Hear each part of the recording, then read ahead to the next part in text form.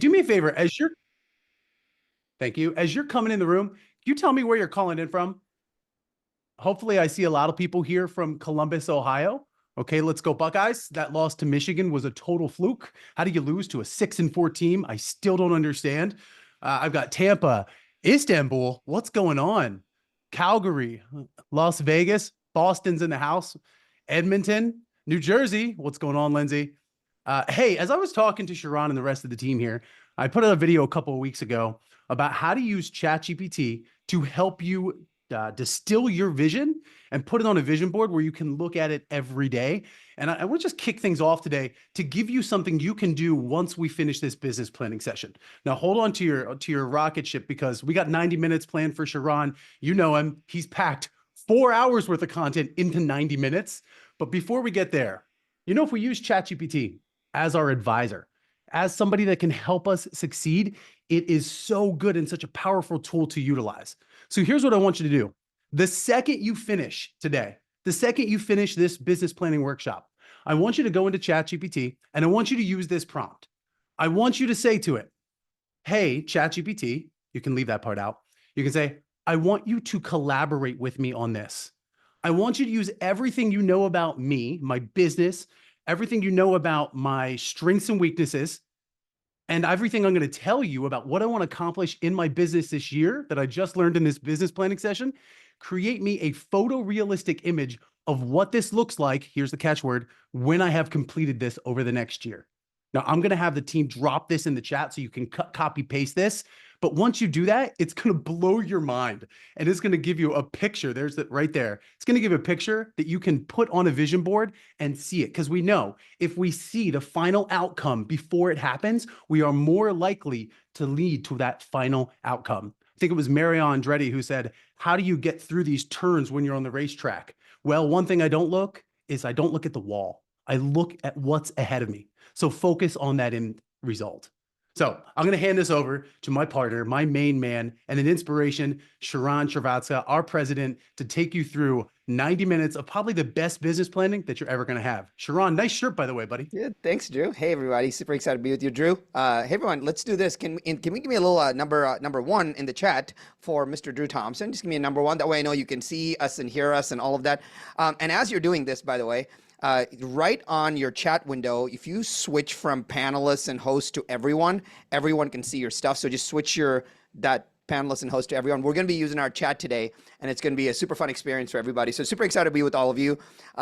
Before we get started, we have a super cool panel that I want to introduce you to. So we have some amazing leaders at Real that I want to introduce you to. First and foremost, I want to introduce you to Miss Amy Youngren. She runs North Group out of Toronto, and Amy has been an amazing support system and partner for us overall. So one of the reasons I wanted to invite Amy to this call is because she has so much experience, not only building her own business, but coaching her team and coaching her entire network. So she's going to have some cool ideas as we build and go through this. So Amy, appreciate you. Thank you for being here. Love it. A lot of you know my friend Jimmy Burgess. Just joined us recently, but he's had insane waves in the real estate industry. He's not only an amazing entrepreneur and executive, but insane creator, insane coach. So Jimmy's got this amazing flair of being able to take simple pieces, complex pieces, and make them simple things that you can hear and understand and execute. So Jimmy, super excited that you're with us, my friend. Again, my friend Chris Spiker. For those of you who don't know Chris, Chris and Peggy Lynn run multiple teams in the Eastern Seaboard and expansion as well. Chris also is our champion for our Leadership Advisory Board. So super excited for Chris to be here and share some cool stuff with us. Chris, appreciate you, my friend.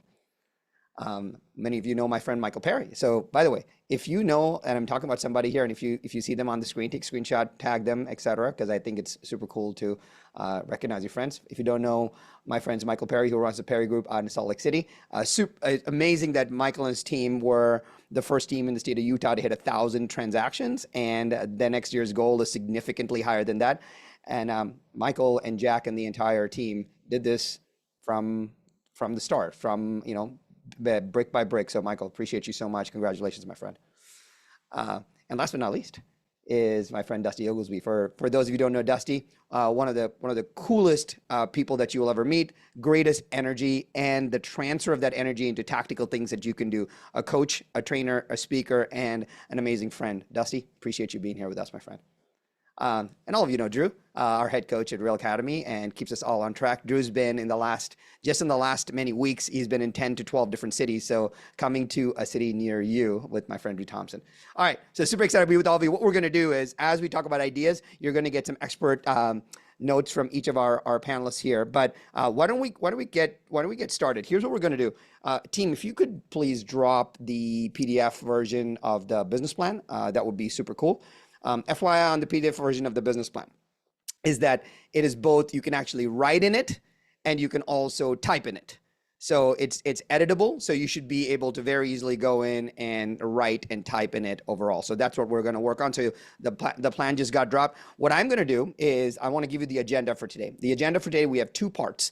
And honestly, like as we all were preparing to share with you, we have a lot of content for the next 90 minutes. So 2 parts of the puzzle. Part number 1 is we're going to go through our 2025 business plan process. If all of you just do it with me, don't wait, do it with me. If you have some blanks that you need to leave, go ahead and leave the blanks, but do it with me. And for 80% of you, this is all you'll need to do. For the other 20%, it's kind of an adaptive process where you'll probably go and need to do a little bit more, but you only need to do this one time. All right. So that's what's going to happen. And right after that, I have 9 of the best proven marketing ideas that are working. So that'll be our 2-part process for today. So if all of that sounds good, it should be fillable. If it's not, it should be fillable. So try to open it in Adobe Acrobat. All right, so here's what we're going to do. Before we get started, Dusty, anything that you would like to kick us off from a framing perspective on how we should think about all of the going into this process to recenter us and refocus us before we go kind of tactical? Well, I think, Sharon, you started off perfectly right there on the page, because it starts off with, why am I doing any of this, right? And I think that's the number one place is it starts, enlightenment starts in here and productivity comes out there. And so I would say make sure that you lean in right now to the very first part that Sharon goes through with, which is, what's the purpose in all of this for you, for your family, for your team, for your legacy? There's a statement that says, when you're running a marathon, you better know why you're running, because the last mile is going to ask you. And I think the industry's asking all of us, do you know why you're doing this? And I think that's a starting point for all of us, Sharon. So yeah, so good. Awesome. So team, should we jam? Let's actually get this party started. So, hey, super excited to be with all of you. Use the chat. Our team's watching the chat. Excited to run through 2 parts of this. The first thing I want to share with you, hey, team wanted me to remind you of all of this. All real agents and staff in the US and Canada have access to super high quality health benefits at discounted rates through our partners. Just FYI, we wanted to bring this up because end of the year is a lot of resetting of the program for many of you, and in this season overall. So please know this. We have thousands of real agents on this platform. You get actual benefits. You can do it a la carte if you need to. So please, please, please, if you are in the market and you're going through this process right now, we're here to support you. We want you to be healthy. So please, do the 5-minute call to see if it's a good fit for you overall. All right, that's what I was going to say. Now let's actually jam. You're going to see this business plan, and it's going to look like this, right? It's just a 1-page front and back. And I want to tell you where you'll be like, Sharon, that's small, I can't read. So don't worry about it at all. Here's what we're going to do. We're going to go through this as part 1. Okay. And then we're going to go through this as part 2. And then we're going to go through this as part 3. And then we're going to go through this as part 4.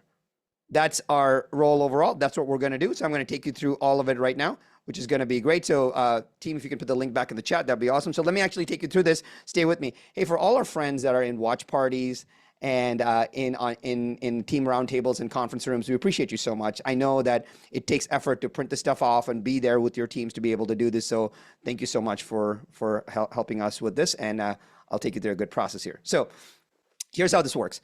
As Dusty shared, it's very, very hard to do a business planning process.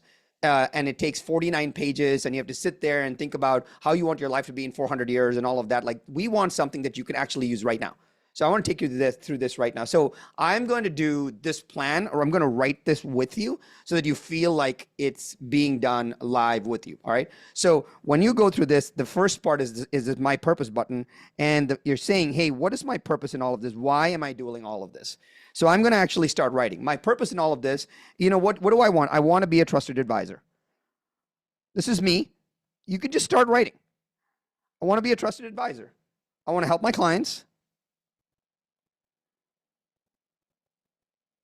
build equity. If that's my purpose, I know that every time now I'm trusted with something, I'm like, this is my job as me, my person. This is what I want to do. I'm making this up. It can be anything that you want, right? And then you're like, well, what do I want for my team? What is my job to show up for my team? And I'm like, hey, I want to build a great culture. Because you know that if you don't have the great culture, they're not going to stay, right? I want to give them financial success. Right? That's super good. And I want to give them fulfilling work.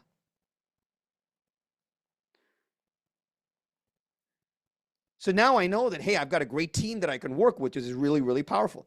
Now think about this. What is the purpose for your family? What are you really trying to do? My wife and I talk about this a lot. I want to show my kids the power of work ethic. I want them to see me work. I want them to see me be on the calls with you. I want them to see me do all of this. And then I want to share special moments with them. And so now if I want to do something with my family, I want to do this. So now it gives me a lens and a filter to work through all of this. And so what's my legacy overall? My legacy is I didn't come from a lot. So I want to change I always say this, my coach, my friend Steve Olson taught me this, to change the very financial bloodline of your family. How can you change the very financial bloodline of your family?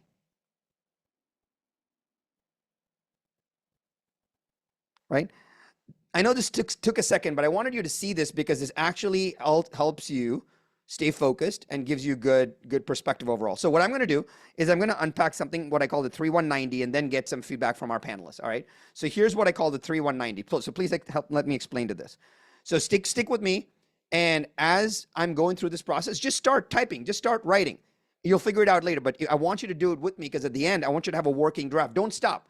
If you pick up where I left off, if you miss something, that's totally cool. All right. So this is how this works. So the 3190 is you want some kind of 3-year vision because you're like, oh, in 15 years, like 3-year vision. And based on that 3-year vision, what happens in 1 year, a 1-year target. And then based on that 1-year target, what's a 90-day plan? Right. So I'll give you an example of something that I want to do. And something that I want to do, I'll just give you a different color, make it kind of fun. Something that I want to do for my health. And many of you may or may not know this. I am a type 1 diabetic. So my pancreas doesn't produce any insulin. So I have to, be on all the type 1 diabetes based medication. So the number that we track is something called the A1C. And I want my A1C in 3 years to be 5.5, right? That means in 1 year, this is actually a real goal. That means in 1 year, I want my A1C to be 6.0 because it's a little higher right now. So my 90-day action for that is what? My 90-day action for that is to say, hey, I've realized that if I hydrate more than what I normally do, and I take 64 grams of protein a day, I will hit these numbers. I want you to see how clear that is, right? I want you to see how clear that is because now what you're doing is you're mapping a behavior to the goal. Mapping a behavior to the goal is really important because then you don't worry about the goal, you just worry about the behavior, right? So that's the 3-year vision, 1-year target, 90-day action. And if you have those for all the big domains of your life, then life gets much easier, much faster. So let me tell you about what I want from a brand perspective. So if I were an agent, I'm just going to make this up. If I were an agent and I wanted something from a brand perspective, I'd be like, hey, I want to be number 1 in my market. I want to be number 1 on Instagram in my market in 3 years. Imagine that. Imagine you were the number 1 agent in your market in 3 years, right? Well, what would that need to be in 1 year? Well, in 1 year, you probably need to be top 5 in your market. Well, what would it take for a 90-day action to be top 5 in your market? I'll tell you what it would take. It would take a daily video, and it would take daily stories. If you did these two, you actually have a shot, right? You actually have a shot at all of this. which is good, right? So now you actually know you're mapping your behavior to the goal. So I'll give you one more. You got to just think about this from a relationships perspective. So, by the way, the interesting part about this is I've not changed this goal in years and years. My relationship perspective, I want to take 3 epic trips a year.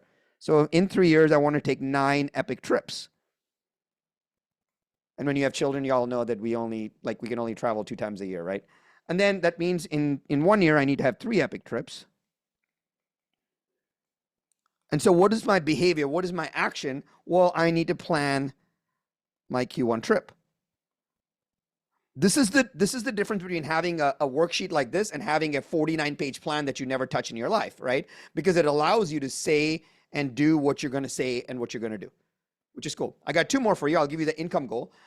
Most people that I talked to this year told me that, hey, in 3 years, if I could make $1.5 million in GCI, it would be cool. And it's a very respectable goal. So that's awesome if you can make $1.5 million in GCI, which means in 1 year, to get there somewhere, you got to be in the 400K GCI range. And what would that mean? So pay attention here, please. What would that mean? So if I had to come up with a plan, I would say, okay, well, I probably need a 3-part puzzle.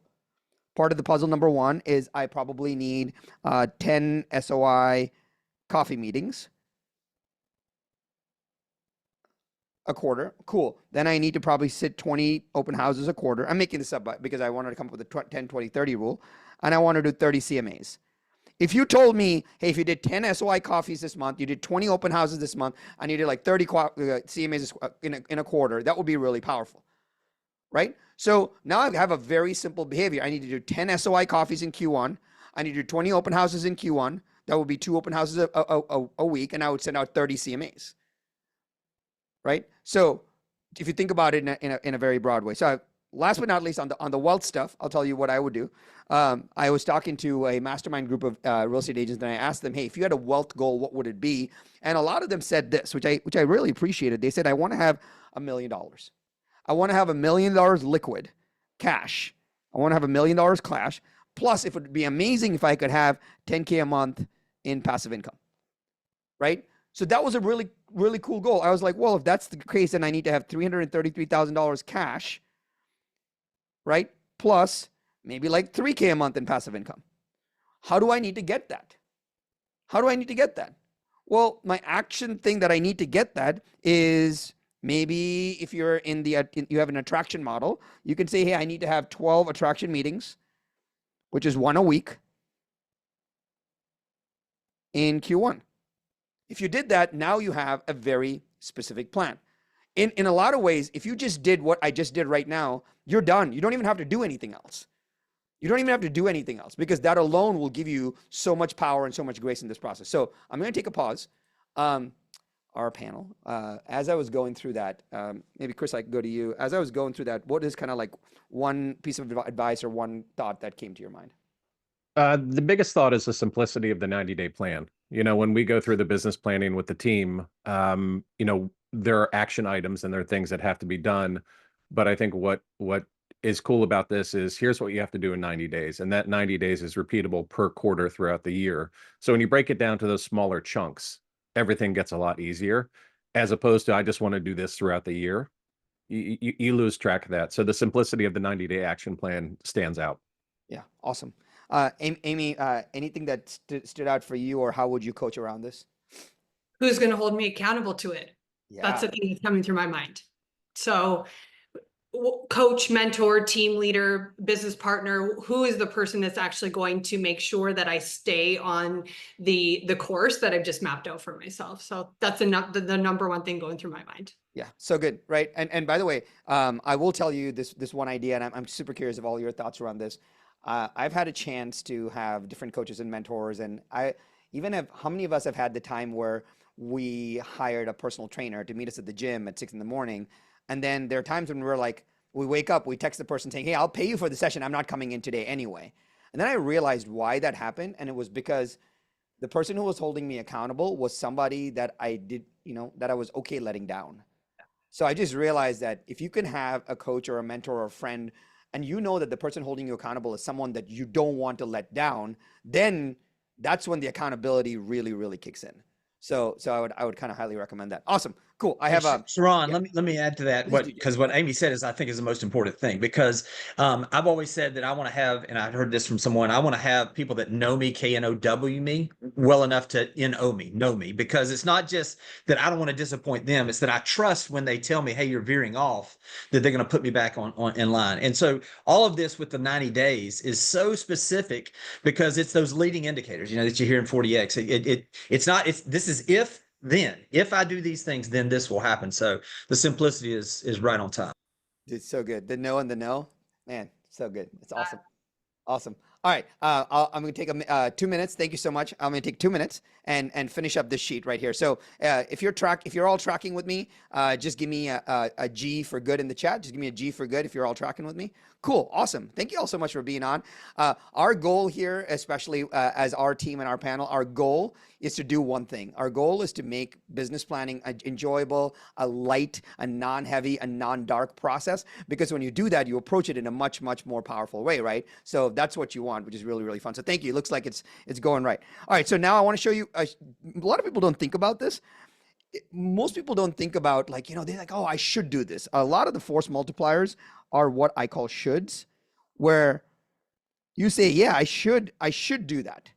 And the question is, well, if you only picked one thing that you can do from an activity perspective, if you can only do one thing, could that be a real force multiplier? So I'll give you an example for me, right? So for me, for my health, I'll actually go off and do a different color. For me, for my health, if I hydrate in the morning, and if I stretch in the evening, I am semi-invincible.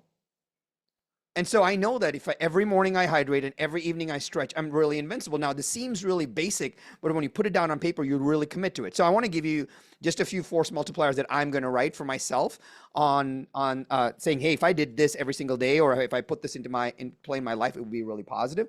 So that's number one, right? So on the brand stuff, by the way, all of you should be doing this brand stuff. I call this others, people's, audiences. So instead of you getting 10,000 more followers, what if you showed up on 10 podcasts where each podcast had 1,000 followers each? So now you automatically get access to other people's audiences. If 2025 could be the year of anything, I would offer it to be the year of other people's audiences. I would much rather get on Drew's audience and add great value, because now I can then talk to an audience that Drew has already built, which is really powerful. So if all you said here is, hey, I'm going to do 20 podcasts this year in 2025. If I actually said that, now I'm probably doing, close to 2 podcasts a month. And now I get access to other people's audiences to grow my brand.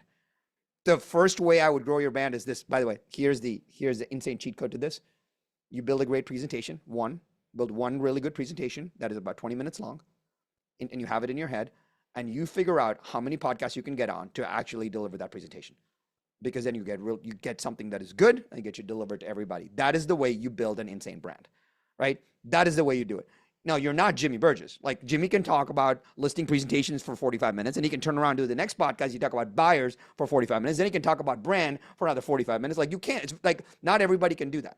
However, but Jimmy's put in all the work, writing all the articles by doing all of that, because now he has a presentation to deliver. That is the fastest way to build your brand, is with other people's audiences. All right, here's a third, with relationships. I'll tell you what I do. This is just what I do, and you're welcome to do this. I do the daily appreciation. And I am not some people are gratitude-oriented people where they write down saying, I am grateful for blank. I am not wired like that. I show my gratitude by showing appreciation. So if I were talking to Drew Thompson, I would wake up this morning and I would actually send Drew a voice memo, and I would explain to him why I care about him, why what he does is amazing, why I see the hard work in him, and how I appreciate him so much. And I've just realized for me that when I do a daily one-on-one appreciation, I roughly do 350 a year. And I try to do it with people I haven't talked to in a while, and the people love it, right? And it makes me feel a lot more caring, a lot more special about it. That's just my simple way. I don't, instead of saying I'm grateful for Drew, I just tell Drew that I'm grateful for Drew.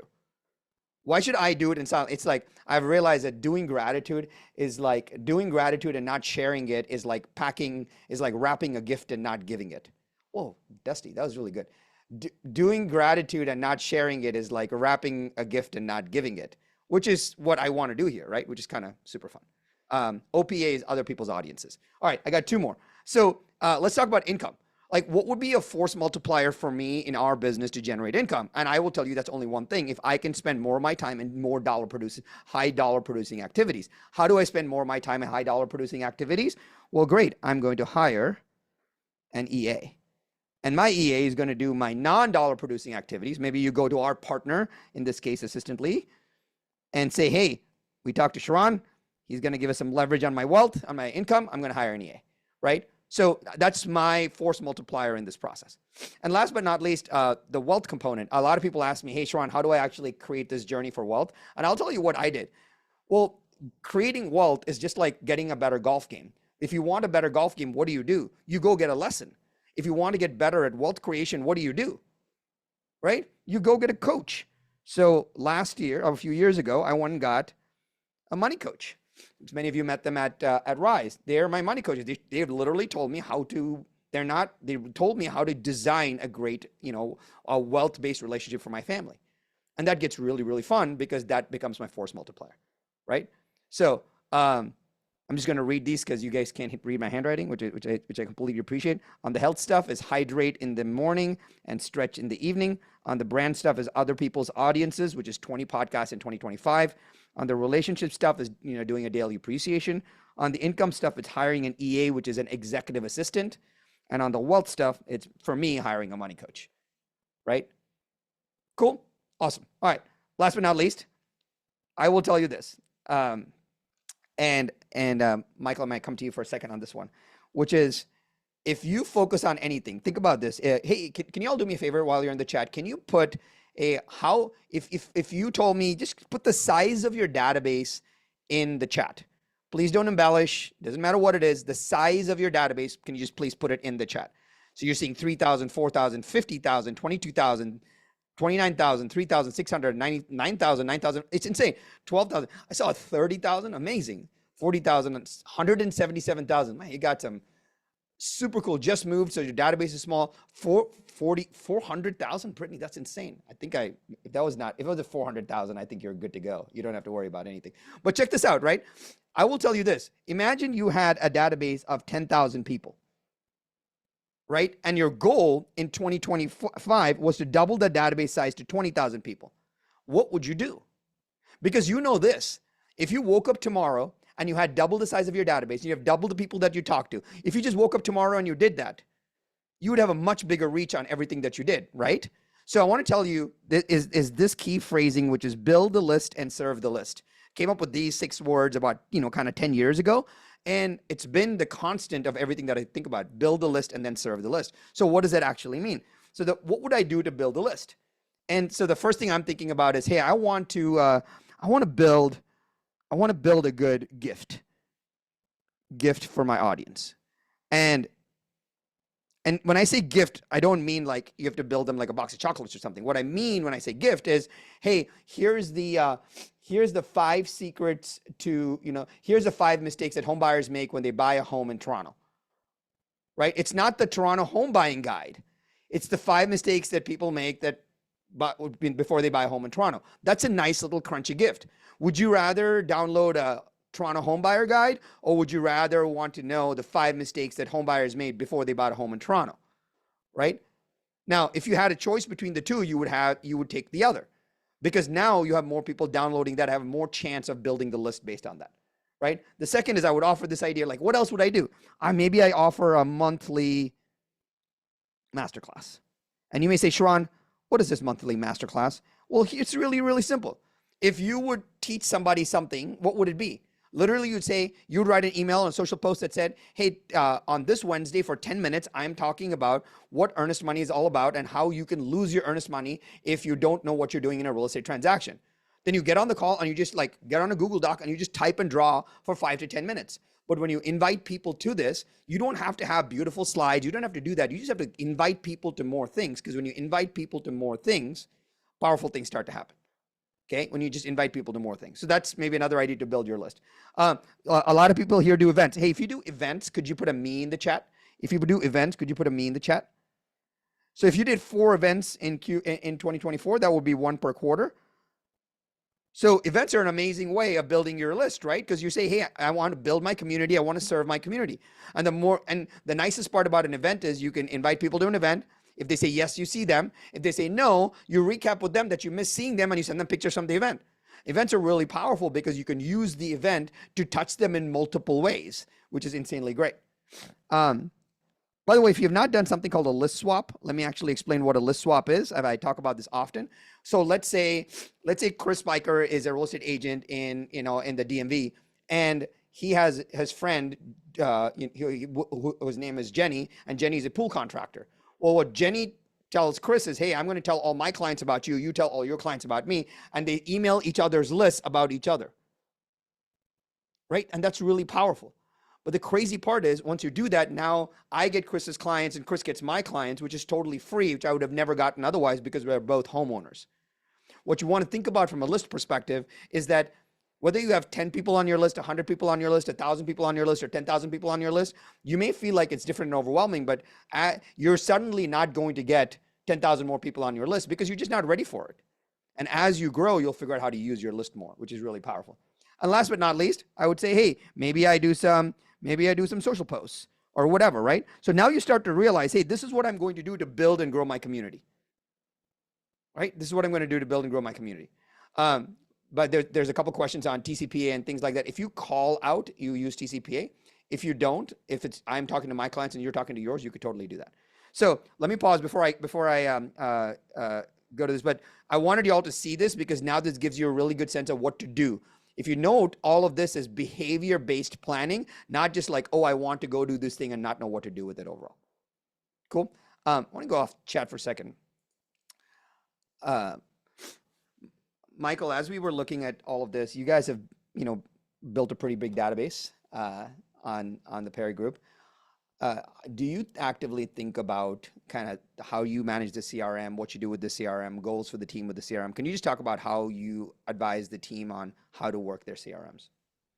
Yeah, I think for us, our goal is each agent spends about an hour a day in our CRM. And that's a lot of hours. That's a lot of time spent. But what I think that does, I think you originally said gift. It allows you to operate in your CRM at a higher level.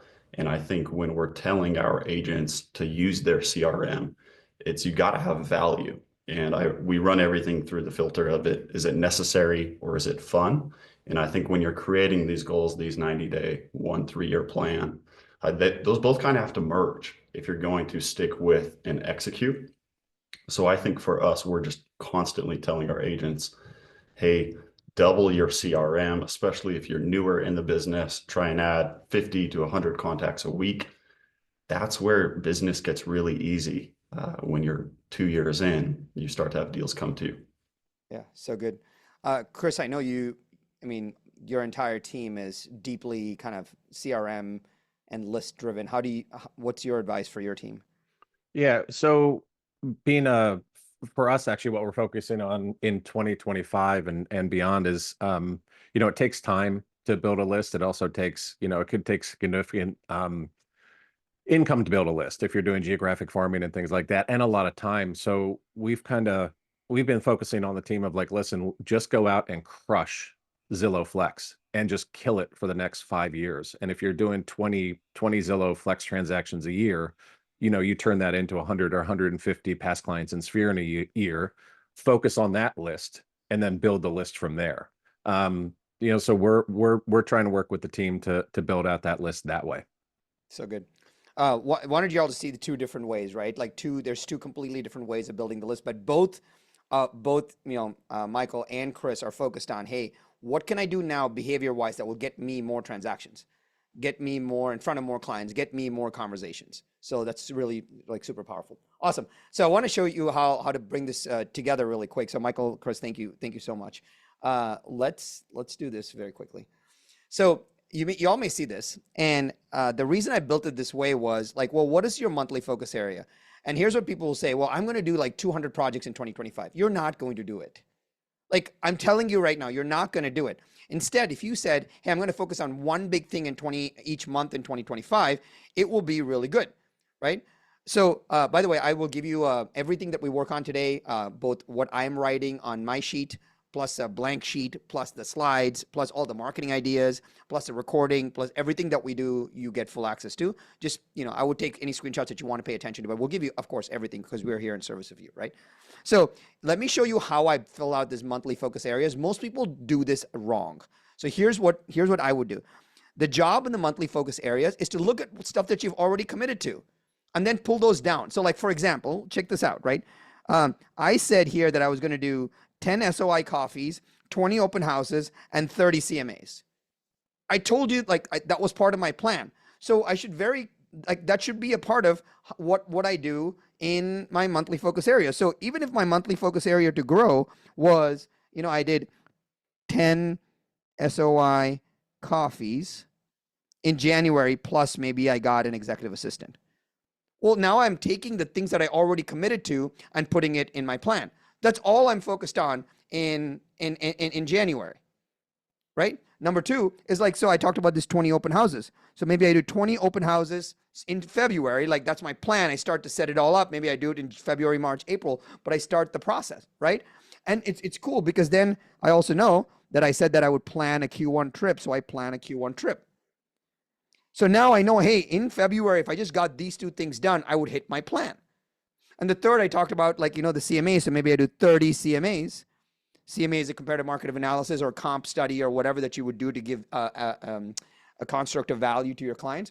But if I did the CMAs, then what happens? I can be like, hey, I need to do a CMA, and then maybe I need to start doing some recruiting meetings or attraction meetings, right? So now I actually have very specific January, February, and March goals. What most people do is they'll say, oh yeah, I'll do it in Q1. Well, Q1 feels like such an amorphous period that no one does anything.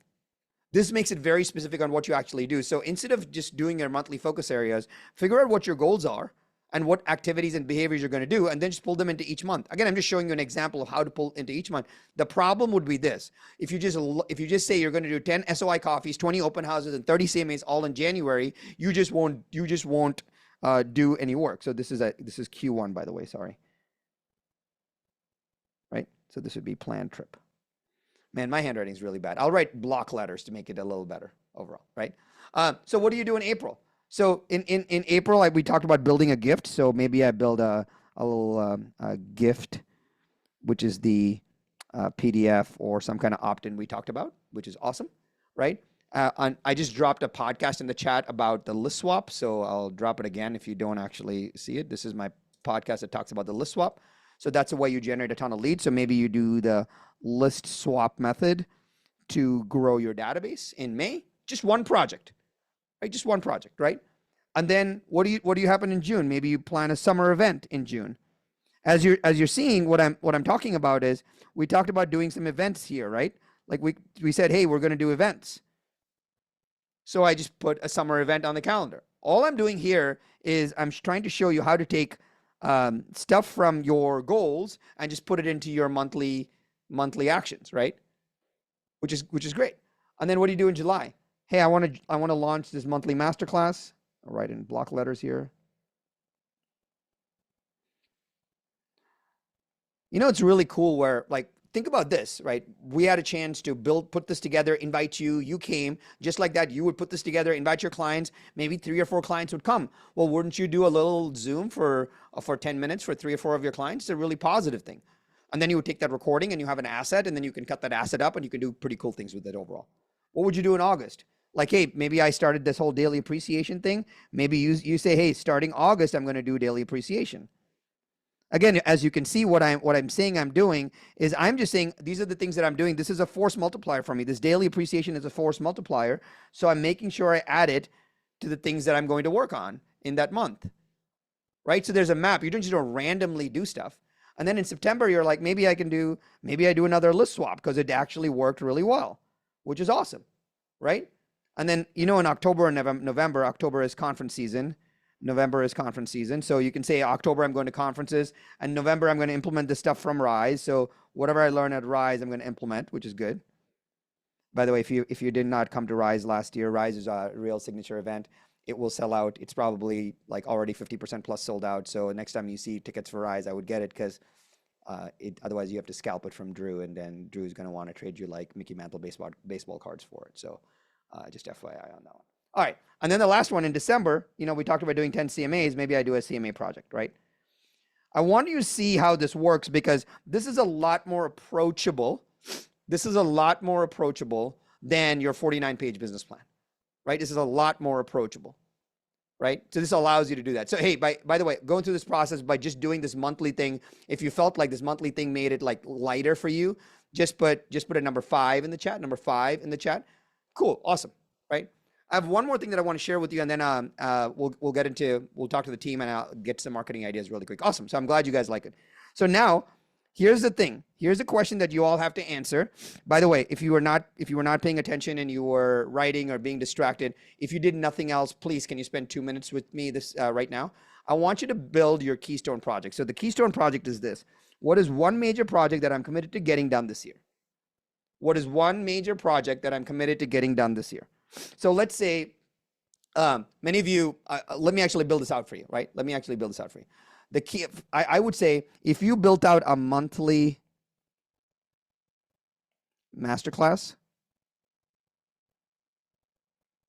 process, if you figure out a monthly masterclass process, I can't even write this. That doesn't even look like monthly. Sorry, monthly masterclass. You'd be like, Sharon, what's a monthly masterclass, right? You can say, hey, so what happens with the monthly masterclass? You nurture your list, which is really good. You nurture your list. You can say, hey, I'm doing this. And so the list is like, you're just not sending just lists, just souls and market updates, which is really good, right? And then you can do 12 mini trainings for the year, which is great because otherwise you'd not be doing anything. You can then send out 12 replays, which your clients love whether they watch it or not, right? And now you can have more content for social media by doing it. So you may say, well, Sharon, what is this monthly kind of masterclass? Well, the first thing that you would do is very simple. You would send out an email or a social media post, and you would say, hey, come to my Zoom about X topic. It's only going to be 10 minutes long. That's all you do, right? And then you get on the Zoom, and you have like a little registration link, right? Super simple.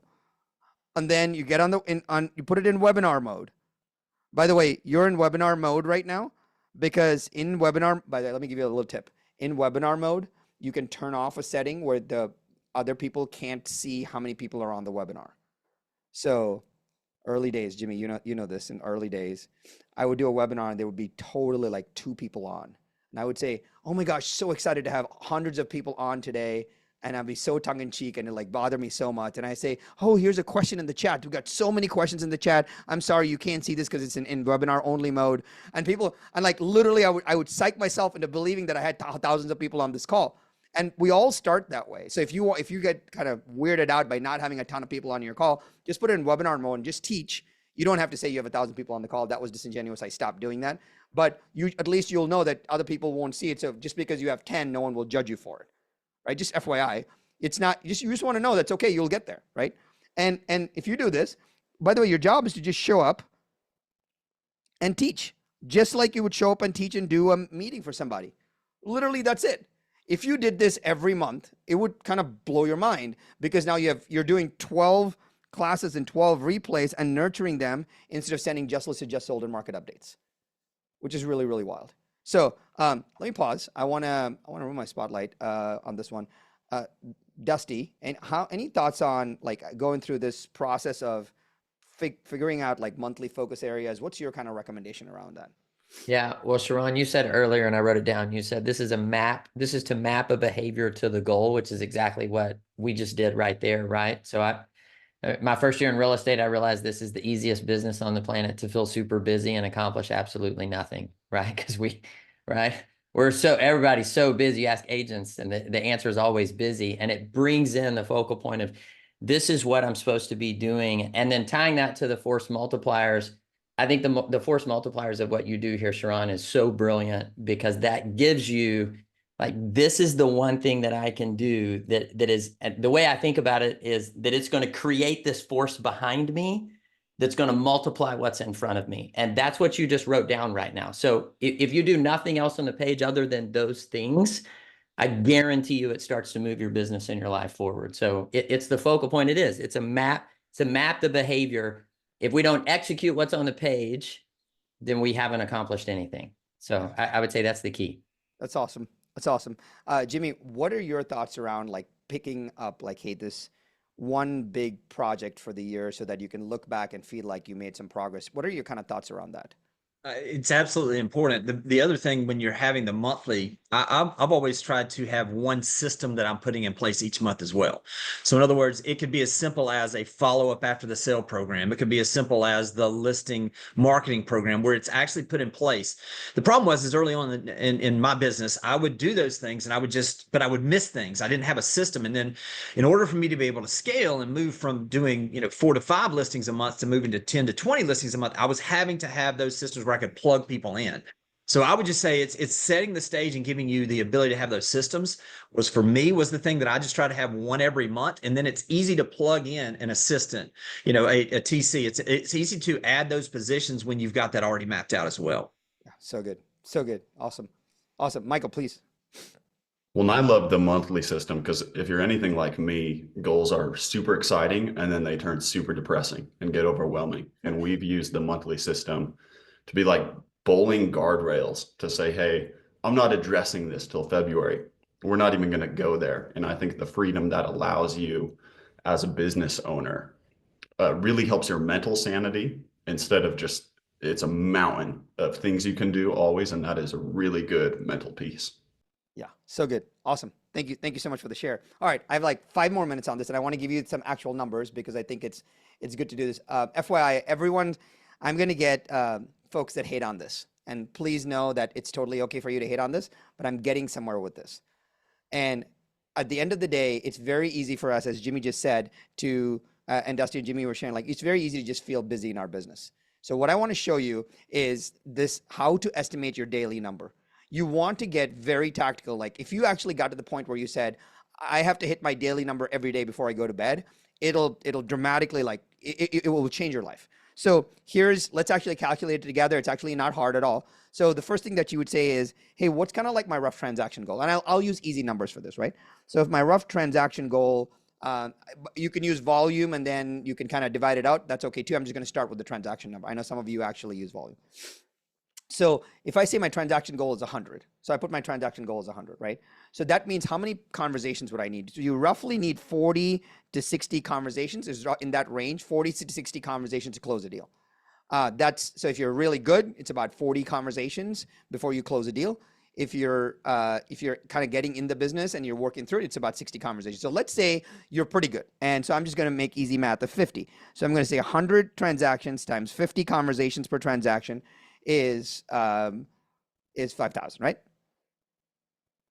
That's correct. Okay, so you got 5,000, which is good, right? So now the question then becomes, all right, so if I want to do 5,000 transactions and I need to have 5,000 conversations in 11 months.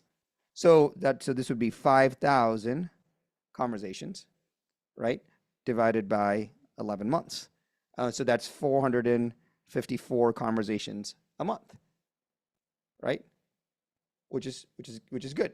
So then I take the 454 conversations a month and I say, cool, let's say I work roughly 25 days a month. So divided by 25 is equal to 18.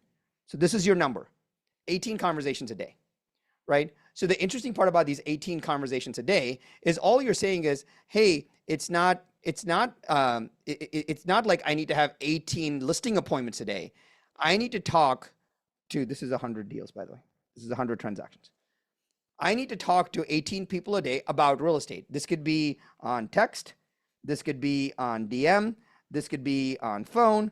This could be in a meeting. This is why it takes 40 plus conversations. If you had like only phone calls and that's all you are tracking and every phone call was related to a buyer or a listing, you would not need 40. You probably only need 4. But since we can't normalize it, every time you talk about real estate, about 18 essential conversations gets you there. Now, some people follow this and some people don't. The reason I'm suggesting this to you is if you want to wrap up your business, if you want to ramp it up and you tell yourself, I'm going to have 18 conversations every single day. I guarantee you, you will have enough momentum. Guarantee you. Right? So you can break this down any way that you want, but the key part here is you all need to come up with your daily number, right? So do this again. Hey, this is 100 deals. 100 deals times 50 conversations a deal is 5,000 conversations. 5,000 conversations divided by 11 months works is 454 conversations a month. 454 conversations a month divided by 25 days worked is 18 conversations a day, right? And if you don't know how all of that is calculated, I showed that whole thing here. Cool. So I'm going to leave. A lot of you are going to look at this differently, saying, hey, I don't want to do more than 4 a day. Hey, I'm retiring. Hey, I don't want to get burned out. Hey, I have 2 jobs. Whatever it is, just adjust it for yourself. Because if you can't be accountable to yourself, you can't keep the promise to yourself. If you can't focus to have X number of conversations to yourself, otherwise what you're going to do is at the end of the year, you're going to turn around and you're going to blame the market while everyone else had their success. I'm trying to get you to believe that you can keep your promise to yourself, and the way you actually guarantee success for yourself is by doing this. Otherwise, you will blame someone else. And at the end of the year, you'll be like, oh, affordability was down, markets were down, listings were down, blah, blah, blah. But if you still got your 18 conversations in, you would win, right? Conversation means you went back and forth. Like a voicemail is not a conversation, right? A smoke signal is not a conversation. Like I can leave Amy a voicemail and she never call me back. So I have no way to influence in that conversation, because when you're in a conversation, you realize that all conversion happens in conversation. You have to be in a conversation. Can I say something? Please do, Amy. What I would do with those 18 people then is I would make sure that they're in my database, and I would categorize them by pipeline, A, B, C, or D, so that you know exactly where you left off with them. Because if not, those 18 conversations, if you're doing that daily, people are going to slip through the cracks. So categorize. And I have this conversation with agents all the time where with a specific GCI goal or transaction goal, but they don't know how many people they need to be talking to, or how many people are even in a pipeline to transact in A, 0 to 90 days, B, 90 to 6 months, C, 6 months to 12, and then D, 12. And that's our entire job. Like our job is to continue to add and to deliver enough value that we're constantly moving people through from D to C, C to B, B to A, and A into a beautiful new home, or A into a new situation, move up, move down, whatever it is. So I just wanted to say, like, take those conversations, make sure they're in your database, and make sure that you're really, really clear on where they fall in pipeline. So good. By the way, you can see why Amy's so focused, right? Because she's almost gotten this down to an engineered science, right? So it gives you intentionality in everything that you do. And intentionality is the key to everything, because if something breaks, you can say, oh, I did all the work and it broke. Why? Cool. Let me go fix the engine. Let me fix bucket B, because my conversion's probably not right. So you give yourself a lot of confidence to be able to do that, which is awesome. There was a lot of questions about where you're getting these ratios and the numbers. Well, you have 2 options. If you've been doing this business 20 plus years and you have your own ratios, you should use yours. Otherwise, you should use mine. Really simple, right? So just start with mine. If you have better data, use yours. But if you said, hey, I can convert at 51 people conversations per person, that's yours. Otherwise, you should use this as these are broad industry standards. Cool. All right. Here's what I'm going to do. I got 2 more minutes on this one, and then we'll get to the marketing part. I'm going to if you run a team, I don't need to do this. If you run a team, you can do you can pull the team stuff together. I'll actually record a team specific video, and I'll drop it in our on the landing page when I get you all the stuff back. But the teams essentially takes the individual number and bust it out to the team. That's what this is. But I want to get to the last 2 parts, which is the attraction strategy. A lot of you are either in a place where you have a team and you want to grow the team, or you're part of a network growth model and you want to help bring on business partners to help grow your network in a revenue share way, or some kind of like coaching program, or that model overall. And it's important to have an attraction strategy. If you don't have one, you're not going to be able to grow your team and your legacy. And so it's the same as building a database. If you said, hey, I currently have 2 people on my team, and at the end of the year, I want to get to 15. Well, what is this gap? How are you going to do that? That's what's really important, right? And so I'll give you a couple of examples on what you would do for an attraction strategy. So if you're, I'll make this real specific. So if you're real, you'd be like, hey, I want to invite 5 agents to Rise. So if I invite 5 agents to Rise, I have more of a conversation with them over time. So maybe that's an attraction strategy. Or I commit to doing 1 attraction call per week, whether it's me or whether it's with someone else, I just need to figure out how to do one call per week so I can get better. And then you may say, hey, I need to know my company. I need to know, in this case, I need to know real better than Leo, right? Meaning you need to know real better than the AI. Because now if you understand the product and you know the product well, you'll do better with it overall, right? Maybe you help organize one event. Because when you put on an event, you get access to all the speakers, you get access to all the agents, you get access to all the pre and the post questions, and you get to actually build a relationship, right? For those that are not, a Real Rise is our annual event. You're welcome to come to it if you'd like. But the crazy part is if you came to it, you probably never want to leave because that's how cool it is. So the last but not least, you can say, hey, you know what? I want to partner with a friend. I want to partner with a friend who's going to keep me accountable to doing all of these things. Whatever this is, you have some attraction strategy. Most people struggle with, they do this thing called big goal, no plan. I want to go from 2 to 15 and I'll figure it out next year. Like that doesn't work overall. All right, last but not least, here's I always like to do two things. One, I want to do this 12-month focus, and then I want to figure out what I'm actually doing on a daily, weekly, and monthly basis. And so I don't want to add 400 things to my list. What I'm going to say is, hey, I'm going to first work on my daily number. If I work on my daily number, that's a part of my commitment, right? So now I can go put this in my calendar. Or in my world right now, I need to hydrate and have protein because it's one of my health goals. Cool. I'm going to hydrate and eat protein. Cool. That's a daily goal. That's awesome. Hey, we talked about building brands, so maybe I have to do a daily video. Cool. So now I'm committing to these things. You start to realize that you can't put too many things on this because then nothing will get done. And then you're like, hey, you know what? On a weekly basis, I'm going to do some role plays because I got to actually build skill. Cool. Awesome. Right? And then on a weekly basis, I'm going to review my week against my goals. It's not even, what I wrote was not even English. So I'm sorry. I'm going to review my week against my goals, against my this plan, right? So now all you have to do, what I want to show you here, all you have to do is you have to put this in your calendar and you have to put this in your calendar. That's it. So now you have something very specific. Only these two go in your calendar because you've already done all the thinking associated with all of this, which is really simple. All right, last but not least, I always like to finish off with kind of like my anchor. I generally give myself a quote because it's easy for us to fall off the wagon. So I generally give myself a quote.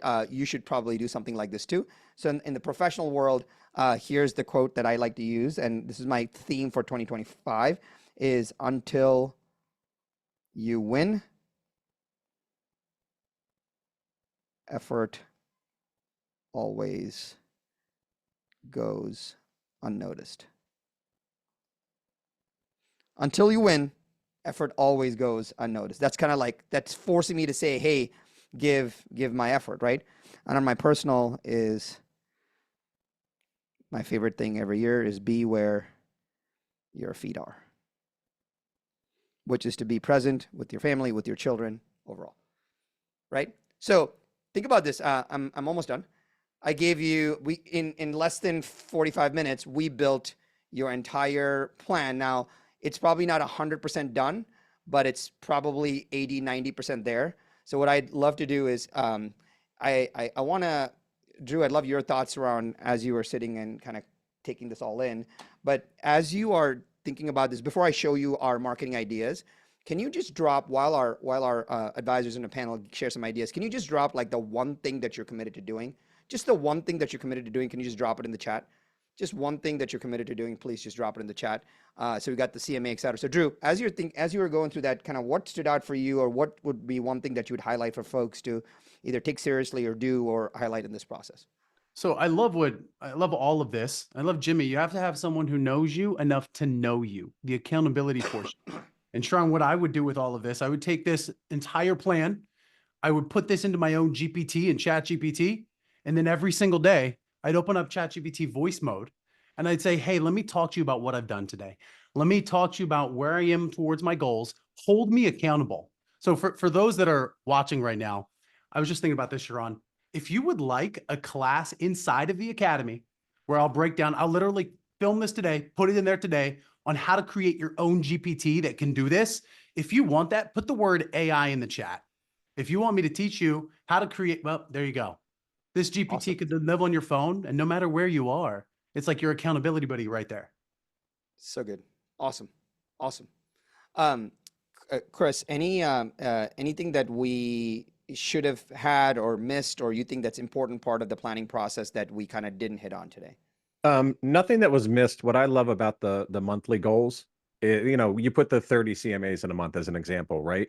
You know, there are those of us that will do one a day for 30 days, but there are others that'll do 30 in a day and knock it out, right? So it as long as you do it, as long as you take action, you can check it off the list. So like somebody like me, I'd knock out 30 in a day and I'd, you know, take the rest of the month off. But you know, that having those action items and then having your own timeline around, you know, how you tackle those, I think is amazing. Okay. Awesome. Awesome. All right. Hey, Sharon. So yeah, please. Sharon, do. right before we get, because the marketing is going to be so good, I can't wait to get to this. I just wanted to mention this. Our mutual friend had told me this one time. He had said, "Hey, Jimmy, the biggest thing is you've got to understand there's two types of people. There's indoor cats and there's outdoor cats." And he said, "Look, but here's what an indoor cat does. We got this plan. It's right here. It's great. But the indoor cat is fat. He's lazy. He sits around. He's waiting on somebody to feed him. He's looking out a window at the entire world passing by. I think he's got it made and he's in a cage. He doesn't even realize it. And then there's the outdoor cat who realizes that if I'm going to eat today, I got to go kill something. I got to take and execute on the plan that I have." And so, you know, as we're thinking about this, as we're going forward, somebody's going to have their best year in this coming year. And for me, what I've tried to do is I just want to get my claws back. I want to be somebody that's out there attacking this. And now, if you just walk through this, you've got the plan of action. It's just a matter of execution now, and everything else will take care of itself. So good. Awesome. Awesome. Thank you, Jimmy. Hey, so here's right on time. This is crazy. Dre and Livy used to be so happy with me. This is the section you've all been waiting for. And I thought last year, the best feedback that all of you gave us was, hey, we went through this business planning process. Sharon, you wrote on a bunch of slides. It was interesting. It made me feel better, but it was like, wah, wah, it was boring. And I get it. And thank you for the feedback, because I did not take it personally at all, because we got to deliver this back to you. And the lesson that I learned in this was that if we are doing something that feels heavy or tedious or you know, effort oriented, we got to like do some interesting things associated with it as well. So I've pulled together 9 proven marketing ideas that are working right now. Some of these you may have seen in the past, but please remember this. It's not, you know, sometimes we need to be reminded more than we need to be taught, right? Sometimes we need to be reminded more than we need to be taught. So if I'm repeating this for some reason, it's because that it's working, and everything that I'm going to share with you today is working, which is really wild. So excited to kind of share this with you. Are we good to jump and switch gears and jump into some marketing? Just give me a yes in the chat. Just give me a yes, and we can jump in and give you 9 cool marketing ideas that are happening. And then you have an amazing kind of operating panel here who can weigh in on all of these. All right, let's do this. So super excited. I'm going to show you our little marketing blitz.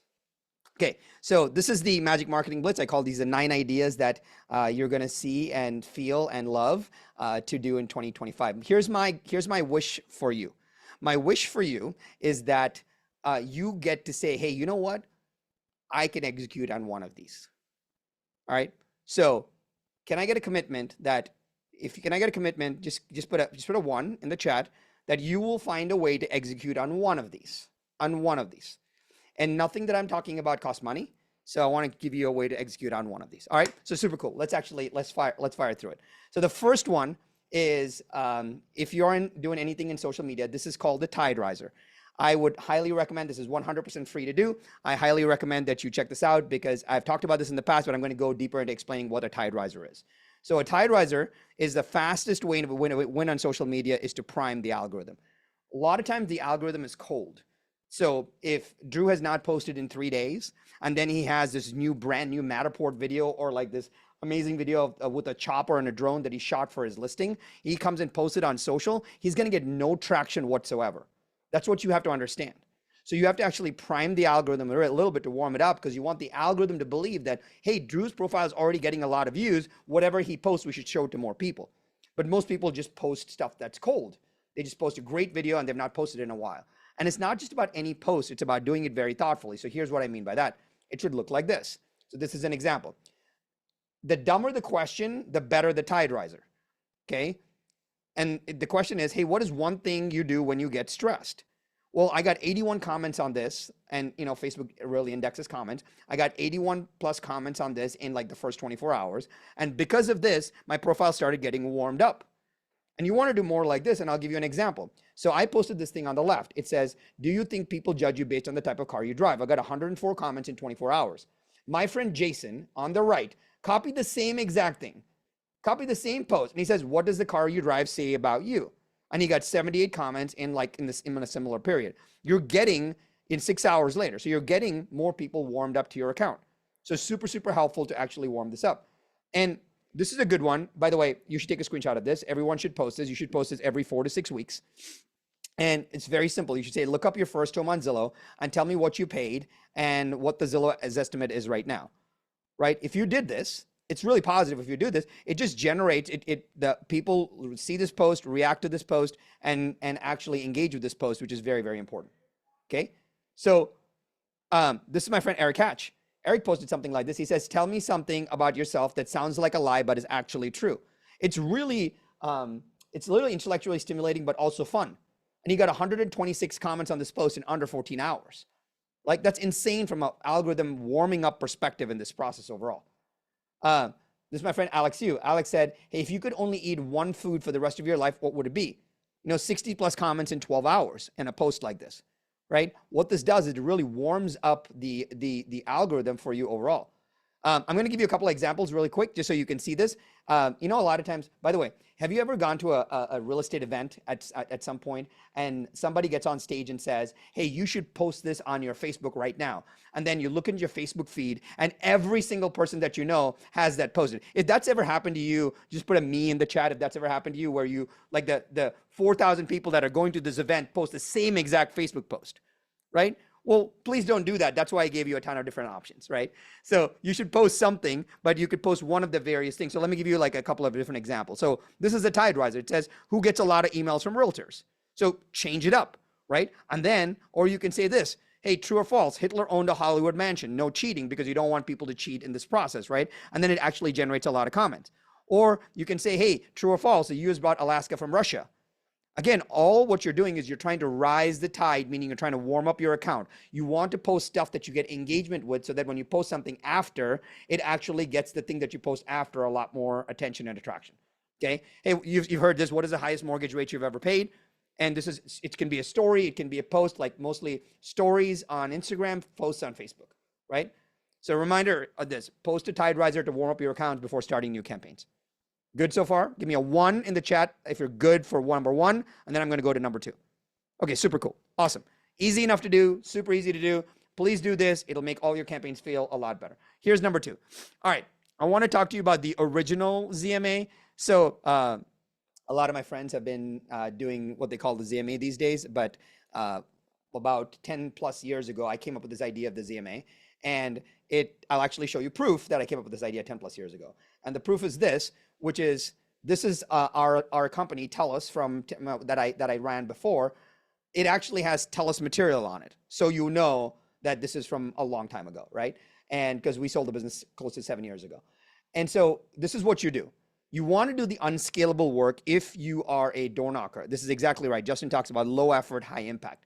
So what you're going to do is you're going to go to a Zillow profile. As you can see on the screen, you're going to go to the Zillow profile of a house that you're door knocking. Maybe you do 10 a day. You don't do more than that. And you just circle the Zestimate value. And you don't want to say something like, I can get you more. Like, that's dumb. Please don't ever say, I can get you more. You know why? Because you say, I can get you more now. And then when you want to go get a price adjustment, you say, oh, the market is not reacting to this. So you can get them more upfront, but then you'll blame it on the market later, right? So instead of saying, I can get you more, you want to create some curiosity for them. It's like, hey, do you want to know the real market value of the house right now? Do you want to know, hey, what one of our clients would actually pay for a house like this if you did that, right?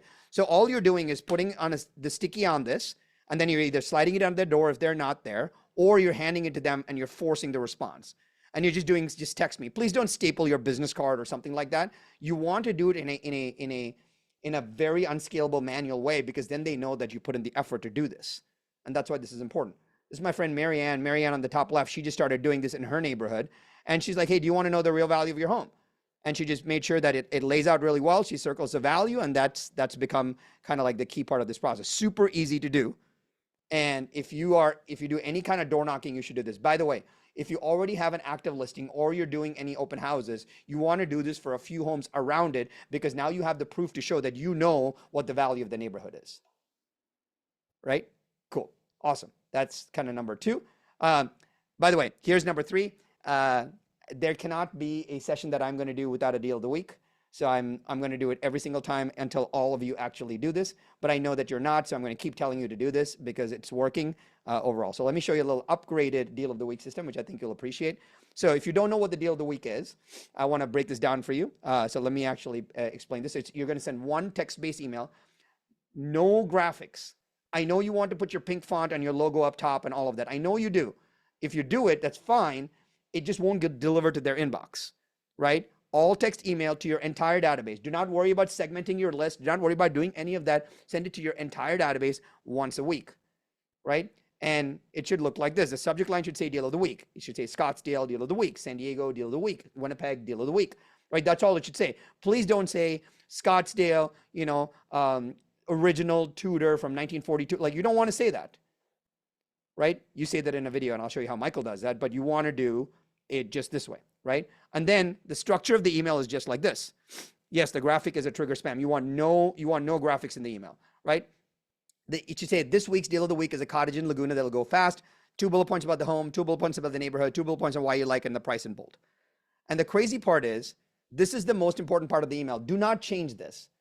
You're saying, if you're interested, just reply and I'll get you all the details. You're not giving them something. You're not giving them. So it's going to look like this. I want to show you what this means. It says, hey, this week's deal of the week is in Mission Beach.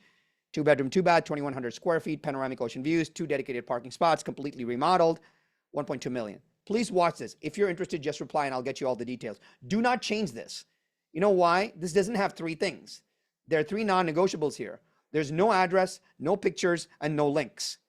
I'm just going to tell you right now, this email performs better than every email you've ever sent in your entire life, right? Because you're forcing the reply. Because when you force a reply, you get in conversation, and all conversion happens in conversation, right? So please hold on a second. I've been teaching this for a long time, right? Now, by the way, you can keep your email signature and all of that. You just don't want any pictures, no links, no address, because you're forcing the reply. And I've been teaching this for a while, and here's the interesting part about this. I want to show you the perfect deal of the week, so let's actually walk through this. This is my friend Kara. She says deal of the week in McLean, Virginia. So it says deal of the week, McLean. The second is an opener. This week's deal of the week is an incredible estate. Then it has all the bullet points. Then it has the price in bold. Then it has the perfect call to action, which is the non-negotiables, right? So I know I'm going to show you something here, but the crazy part is this. The crazy part, the crazy part is, I know you're not going to do it, right? You're not going to do it, right? Because writing the email is really difficult and you're not going to do it. So I want to find a way to show you how to do it easily for free. So let me actually show you. We built, we built for you. Where's my thingamajigger? Sorry. We built for you a piece of AI that writes your deal of the weeks for you. I just need to find, oh, here it is. So is it okay if I show you a deal of the week email writer? Okay, so here, let's say here's a property. This is Laguna Beach, California. So let's say I click on a property here, and let's say you want to write a deal of the week on this property. You're not going to do it. I know you're not going to do it. You're not going to sit and read everything about this property and put it into bullet points and all of that. So what if you could just Command A on your Mac, or Control A on your Windows, copy the whole thing. Copy the whole thing, and I create a little deal of the week email generator, and you paste the whole thing in there. Look, I pasted the whole thing in there. It has the Zillow logo and all of that, right? And then you just click go. What it's going to do, it's going to actually scrub and manage this entire property. It's going to extract all the information from this property first so that you don't have to do it, right? It's going to figure out all the key features of this property. And then what it's going to do, it's going to give you a perfect is going to give you the perfect subject line options, which I know you're going to change, but please don't change, right? And then it's going to write the perfect deal of the week for you every single time so that you don't have to write it, right? It doesn't matter if it's in Canada or it doesn't matter if it's in Uganda. It's the same exact process. You just copy paste it and it will automatically write this for you. Here's the interesting part. You can copy paste a Zillow profile. You can copy paste a MLS tear sheet. You can copy paste a IDX page. You can copy paste realtor.com. You can copy paste homes.com. You can do all of that, right? Everything, and it'll write the perfect deal of the week every single time. Now, all I ask is that you write it and you send it, and it will all work. So if you want this, hopefully we are excited to give it to you, of course. And I'll package it all up with the slides and the replays, etc., and make sure you have it when we give it back to you. Cool. We talked about three things. Curious team, what y'all think about? Was there in between the tide riser, the deal of the week, and kind of like I even forgot the second thing I talked about is which one did you think was interesting to you? Which one did you think you would recommend something on? I'd recommend the tide riser because I've seen it work firsthand, both on Facebook and on Instagram. So especially when like you said, when you've got something that you really want it to hit, you have to prime the algorithm. And I've tested it when I posted something awesome that I didn't prime it, and I've tested it when I have, and it makes such a huge difference. Yeah, so good, awesome. You know what? Let's actually show everybody something, and then we'll come right back. By the way, there are some people that the email deal of the week doesn't work for, and that was for Michael Perry, right? It didn't work. It was not perfect. Oops, sorry about that. Let me actually put this back into play mode. So Michael was like, dude, this is not working for me. I'm going to do this differently.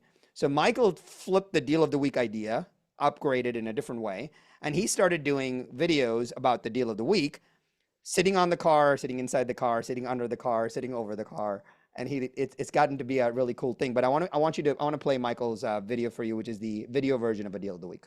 This is the best deal I've seen in Salt Lake City in 18 months. This house behind me is an original Tudor in Mill Creek, listed at $450,000. Yeah, you heard me right.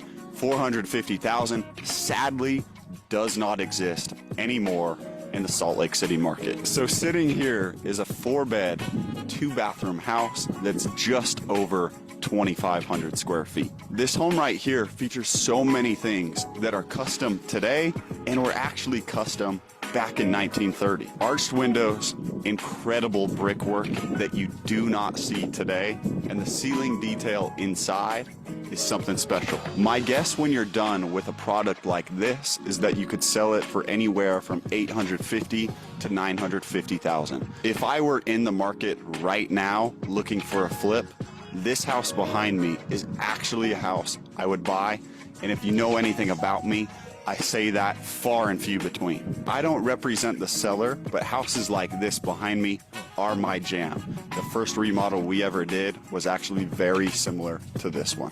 Cheers, friends. By the way, so good. Like, Michael's so good. And y'all should follow Michael Perry on Instagram. He posts a lot of this stuff. But the cool part is, right, Michael, I don't know if you remember this, right after he posted this, he like texted me and he's like, dude, I actually like off-market double-ended a property like that. So know that it's not just, it's starting to work because Michael's seeing a direct correlation from the video-based deal of the week and actual transactional activity overall, which is insane. So Michael, I'll turn it over to you for a minute. Yeah, I think the only thing I'll say, the first couple months, it was just leads, DMs, but in 2024, I closed 8.5 million from deals I could backtrack to deal of the week. So good. By the way, did you also see what Michael did, right? He's like, hey, I don't represent the seller. It's you're nothing, but you're literally doing just like you would send a property to your client. That's exactly what you're doing. Especially if you're sending it as a deal of the week on email, you're just sending out a 123 real street. It doesn't even have to be yours. And you're referencing a listing that you're sending somebody. You're not representing it as it's your listing in any way. Michael actually said, I don't even represent the seller. Like, he's being so above board about this. You don't have to do that in a deal of the week because you're not referencing the property, the address, the picture, or the link. Dusty. Yeah, well, I was just going to piggyback on what Michael just said and make sure everybody heard it, which is the consistency of what he did and what he's doing. team, you got to pick what you're going to do, right? There's going to be all kinds of things that Sharon gives you, and yet decide this is what I'm going to run with, and then do that consistently. It's time on task over time, done consistently. That's why Michael won and is winning, because he didn't give up on it. So pick your play and then keep making plays. So good. Awesome. Drew, I know you had a thought as well. So if we looked at that video, it wasn't super edited, right? And for all of us sitting here thinking, oh, wait, I got to get Sharon's cool editing. It's got to have this coming in. No, it's not. He literally was sitting on top of his Tesla, which I don't know if I would ever recommend doing because it's a Tesla and you might hurt it. But the thing is, it was cool. He just set his camera up there. He didn't have a videographer. He did a very simple overlay we all can do. It's just like Dusty just said, time on task. And you know what? It doesn't have to be perfect. The algorithm, excuse me, loves that it's not perfect. And that's what shows to other people. Yeah, so good. Right. That's awesome. All right. Next three to share with all of you, which I think, you'll appreciate. So I got a few. Michael, great job, buddy. And wait, now that Michael, the reason I show this video is that now you have no choice but to keep making these videos. It's accountability, bro. So we talked about three things. We talked about the tide risers. That was number one. We talked about the original ZMA, which is the Zillow version of it, of the Zestimate, and we talked about the upgraded deal of the week. I'm going to give you number 4, which is the I Have a Buyer proof video system. I want to show you how you can, like, the world up until today has been around listing videos. That's what everything is like. Let me go get a listing so I can make a really cool listing video, right? And what Michael just showed was without his own listing, he's making a video about it. And I want to show you a different version of a I Have a Buyer video. So let me actually break this down for you. So buyer-centric videos have unlimited shelf life. Unlike a listing video that has limited shelf life, buyer-centric videos have unlimited shelf life. And it's like the biggest unfair advantage for you today in showing value to skeptical buyers, right? And I want to show you exactly how to do this, right? So here is this. So this is my friend Dan Parker in San Diego. Dan is by the way, if you all know Dan, give Dan a shout out, take a picture of this, make sure you text it to Dan. Dan is a super cool dude. And he recorded this video, which I think is so well done, about finding a buyer in San Diego. If you know someone who owns a condo or townhome in North County, San Diego, Oceanside, or Carlsbad, this message is for you. We're working with a couple that is looking for a home in this area. We've had no luck on this market. And Dan and Krista, they're looking for a low maintenance property, condo, townhome, or even single family. They have a budget from $700,000 to $800,000 with some flexibility. And they really want a nice small place to call home here in San Diego as they're moving from Arizona. So if you know anyone that is considering selling their house in these areas, please reach out and see if we can make Dan and Krista's dream of moving to San Diego reality. By the way, did you notice, 1, Dan's so good at this. 2, there was so many specifics. How many of us have gotten I Have a Buyer letter and you instantly know your I Have a Buyer letter is fake? We know that the I Have a Buyer letter is normally fake. We know it. But when Dan in this case is providing so many specifics about moving from Arizona, they want to live in these markets, Dan and Krista, this price range, he's so specific about it that makes you believe in it. And you're like, oh yeah, that seems really reasonable. Now here's the power in this. What I want you to notice is the specifics around it, but the power in this is, what does Dan do? After he has done this video, when he goes to his next buyer consult and he says, hey, Mr. and Mrs. Buyer, we actually do all of these ideas and we do a video marketing strategy. Let me show you. So he shows proof of the video that he did for another client. And he's like, this is what I'm going to do for you. Now the clients can actually visualize it. It's no different than going into a listing appointment and showing them a listing centric video, right? That's all this is. So let's actually see one more version of this, which I think you'll really appreciate. This is my friend Trey Serrano. If you know Trey, take a picture of it, send it to Trey. But super good video by Trey as well. And it has errors, which is the best part. If you know anybody who lives in the Bell Oaks neighborhood right by 46 in Blanco, this message is for you. I have a private client that's looking to purchase at least a 4-bedroom, 2,500 square feet. It has to be on an acre minimum. Budget is around $800,000 to $900,000, and I know that's not a lot of money for this kind of beautiful neighborhood. He's looking and open to a VA assumption, or he will buy a lot and build on it, and he's willing to pay around $220 to $230 a square foot. So if you know anybody who's looking to sell, or an agent that has a market coming on the property, I'd love to message you and talk. We can hopefully make something work. Please help my client, Art and Sarah. So good. Trey, well done. So specific, but now Trey can then take this and show it to the next client because you're showing proof. And the best part about it is that it has unlimited shelf life. It does not matter. Trey can pull this video out 4 years from now and use it as proof. That's why this is really powerful, right? This is awesome. All right, here, let me give you the next one. You guys are gonna really like this.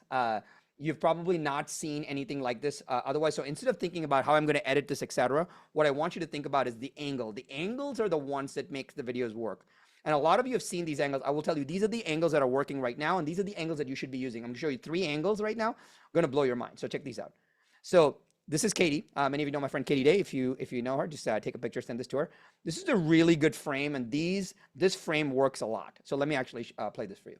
Do you want to know what $550,000 gets you in Independence Heights? Well, let's head in and take a look. There are so many things to love about this 3-bedroom, 2.5 bathroom home. As you come inside, you'll love the 22-foot entry and the open first floor living. The living room is anchored by a clay accent wall and fireplace and is directly next to the kitchen with a waterfall island, custom cabinetry, a dry bar, walk-in pantry, quartz counters, and the stainless steel appliances. The first floor flows together well with the dining room, leading directly out to your private backyard patio space, complete with AstroTurf. Check out the high ceilings in this room. There's plenty of space for a king-size bed and all of your bedroom furniture. The modern look and custom cabinetry extends.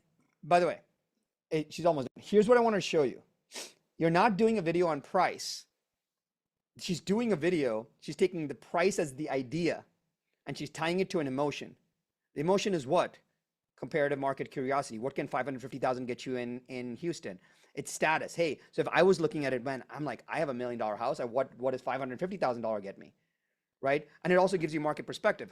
So like, even if Michael is not even in Houston and he randomly sees his video, he's like, oh, I'm curious what 550 can get me in Houston compared to what 550 gets me in Salt Lake. What this cool part is, it takes price as the anchor and it ties another emotion to it. This is what I want you to see, is the different angle, right? So you say use the angle of price. Otherwise, that would just be a standard listing video.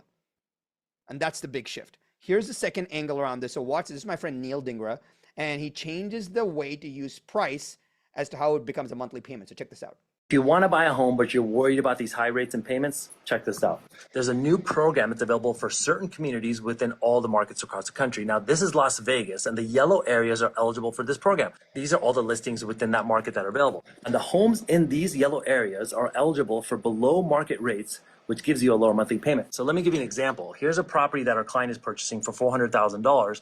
And because it's in one of the yellow areas, they're going to save over $3,000 a year in interest. So here's the thing. If you're looking to buy a house and you want to find which homes are available in your market, just comment the word home below and I'll send you a link to this map.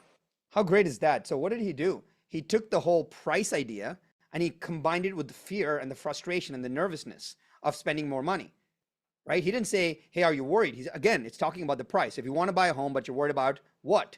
If you want to buy a home, but you're worried about what? Something, right? So really powerful.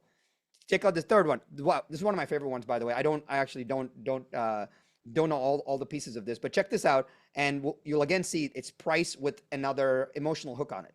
How much money do you have to make to buy a $500,000 house? Well, let's break it down real quick. Let's say you put down 5%, $25,000 for the down payment. You got another 3 to 4% for closing costs. So let's say $15,000. That's $40,000 upfront cash to get your foot in the door. Now let's break down the monthly. Let's say you get a loan out on the rest of the money at a 7.5% interest rate. It's going to put your principal and interest payment about $3,200, but you also have to have your taxes and insurances included. So let's say that's another $800 for a grand total of $4,000 a month. So how much do you need to earn to be able to get a loan that's $4,000 a month?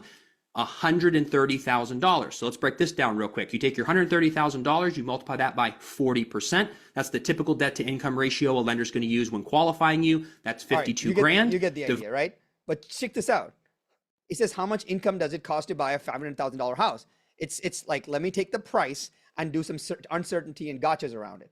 This is how we need to be thinking, because it's not the, hey, a just listed video doesn't get you the answers. It is combining one idea, like a price or a location, with something else. It's where you get all the answers with this. That's why this is a super interesting hook. All right. Here's the last part of this. By the way, I'm going to go a few minutes over. But if you want the cool marketing ideas, you can stay for a few minutes. All right. Here's the Nextdoor CMA funnel. I think my friend Karen Stone is on, and she was very gracious to share this. So I'm going to give this to you. So Karen lives in Park City, Utah, and she literally wrote this message on Nextdoor, which I know most of you can't do anything on Nextdoor because it feels like you're soliciting and Nextdoor doesn't like it. So she does an insane job. She's like, hey, I just got my tax bill. According to the county, my property went up nearly 100% since 2020. She's like, as a local market realtor, I ran the comps and found only 2 homes in my market actually, or the exact same complex, and the floor plan sold in this new market value. I will be appealing this. Let me know if I can help you with this, right? Super good. She talked about her. She didn't say, hey, if you want it, I'll do it for you. She said, mine was off. I am going to do it. I am an agent. I know how to do this. By the way, if you're interested, I'm happy to like help you as well. After she did this, then she does an update. She says, hey, I just finished running reports for over 100 people. She's like, hey, I'm really thorough. I did this. Hey, this place is, our MLS is closed. This is why you need me. Hey, I'm happy to report that we learned all of this thing and you guys are all going to get some money back. Hey, if you want this, I have some more time, DM me, right? Again, she didn't do it as I want business. She did it as look at all the effort that I put in. And then another update. Hey, for everybody checking in, we've done 250 reports one by one. That's crazy, right? And then she says, hey, here's all the learnings I have. Hey, you have equity. You should appeal this. I found you some more cash. This process is really complex. On Nextdoor, she had like 59 likes and hearts and shares. And comments. This is crazy, right? And then she's like, hey, this is the tax deadline. It just passed us. I did over 325 reports with over $660 million worth of value. Who do you think is getting the listings in that market?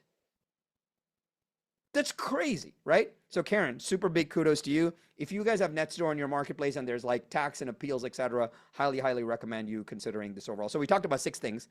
We talked about the Tide Risers, the ZMA, the upgrade deal of the week. But with the videos, buyer marketing video, what's in it for X, and the client door funnel, I want to spend like 2 minutes with our group. Chris, any feedback on, as you were listening to that last section, the videos and the Nextdoor funnel? Any feedback from you on that? I've got more general feedback. I'm sitting here watching the chat and watching everything fly by, and Dusty talked about it. Like, just pick one thing and execute. There are so many people in the chat saying, I can't do this, I can't do that, I won't do that, this is impossible, how do I do this? Just pick one thing. Just pick one thing and do it, and stop overthinking it. Sharon, you're throwing a lot of stuff out and it's all amazing stuff. And a lot of times, even for me, knowing you as long as I have, it can get overwhelming. Just, we talk to our team about it, like, be Forrest Gump. Just pick something, Lieutenant Dan, I'm going to do it, and just do it and just execute on it. That was my Jimmy Burgess accent, by the way. Just execute on it and do it consistently, and you'll win. Yeah, you're right. By the way, Chris is right. Our job here is to overwhelm you. And I mean that in a positive way, because it allows you to know the opportunities that exist. It allows you to know the tools that you have, and allows you to say, hey, in a sea of all these great opportunities, I pick one, right? Otherwise, you're going to be like, man, I have no opportunities to pick from. So this is a really positive thing. Jimmy, any thoughts on, you have a really good eye for all that, like the video framing on these things. Any thoughts around the video side of both? I have a buyer videos and those price-based videos. Yeah, I think whether it be the ZMA, whether it be the Nextdoor CMA funnel, somehow you have to implement some CMA something in there. For me, it was unsolicited video CMAs. I did one a day for 90 days. Worked every day. I did 172 of them, generated 11 million. It was just recording my screen and just sending an update without them asking for it. So I would again, like Chris said, it is, and that was not my accent, by the way. What Chris said is just focus on one thing. And if you'll just take action on one thing, everything else, it's all going to work itself out. So good. Awesome. Such good stuff, though, Sharon. This is such good stuff. Thank you, man. I appreciate you. All right, I got a few more. I got 7, 8, and 9. So please give me permission to kind of finish up 7, 8, and 9, because I think that you will really appreciate this. So I want to talk about proof over promise. And if you take anything away from today, like, think about this idea and really embed it into your lives, which is, as real estate agents, what we do is we make a lot of claims. Hey, I'm number one. I can do this for you. I got a great process. I can negotiate well. We make a lot of claims. Anytime you say something and it feels like a claim, you need to have proof to back that up. If you don't, it kind of feels weird. So here's what happens. Like, I want you to replace your just listed, under contract, just sold, etc. with proof. Just listed is not proof. Just listed is a notification. Just sold is not proof. Just sold is a notification. Like, are you a notifier? Or if it's your just listed and just sold, let's do something with it, right? So you could put out a piece like this saying just listed, but that's fine for marketing. Or you could put out more pieces as flyers, or you could put out like, hey, I just sold this property. But You want to show proof of what you did. All of you do a lot of work. So you literally spend 45 to 100 days doing all the work, marketing and selling a property, and you reduce that to just sold. Like, think about that for a second. You reduce all your effort to 2 words. I would think about it a little differently, where I would do something like what my friend Andrea Dwayne does, and she shows this just sold video, and she posts this over and over, and this works every time on exactly what she did. So let me play this for you.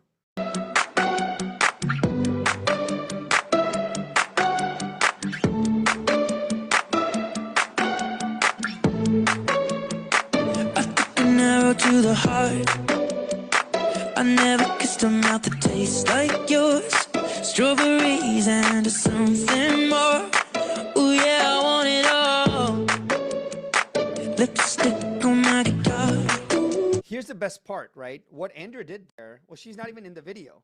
She just showed the things that she already does that all of you already do.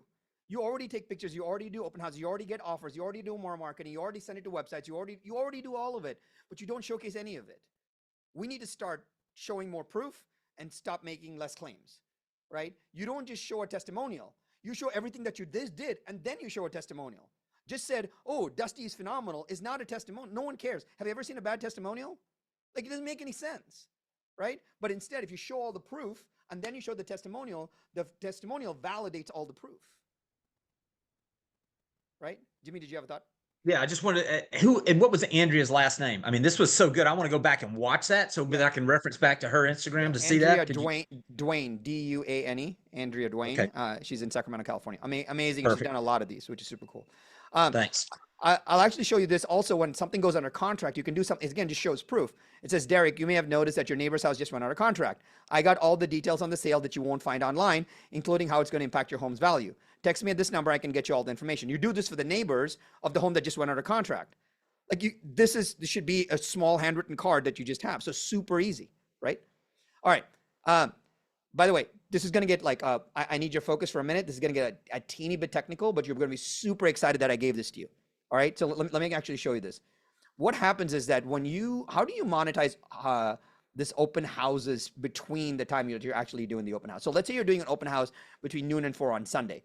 Well, what you're going to end up doing is you're going to market it on Saturday and Sunday morning. I know you're going to do that. And if you're really good, you may do something a little bit before and a little bit after. But this is as much marketing that we do on our open houses. There's a lot of other blocks that are empty here. So all these red dots are these more times that you can market your open houses, right? So think about this. Run virtual open houses in real life open houses, which means that instead of having like this big lead capture system, I want you to think about a no tech required system. So this is what the big tech capture system is. This is a lot. You need to post a link. You need to get an opt-in page. You need to get a CRM. You need email marketing. You need give them info. You need follow-up. Most of you are not going to do this. Instead, what I suggest is I really think you can do everything with Google Drive. Let me show you how to set up the whole thing with Google Drive with no tech whatsoever, right? So essentially, you would put all your materials inside a Google Drive. All your materials. So this is a 123 Unicorn Street, and I have my Matterport, my amenities, my pictures, my whatever. This is all inside a Google Drive. Once you do this, you set up sharing to be restricted. So nobody can access it without your permission. And then what you do is you copy the link. And once you copy the link, you make a post. The post goes like this. Don't overthink the post, right? It says, hey, if you missed our open house on 123 Unicorn Street in Laguna Beach, you can get full access to our virtual open house. Here's everything that I have. Click my private Google Drive link. But when someone clicks the link, you know what happens? Or you can send the same in an email, right? But when someone clicks the link, they say this is restricted. And they have to request restrictions. And when they request restrictions, you get access with their email address. You say, hey, Sharon at Real is asking for this.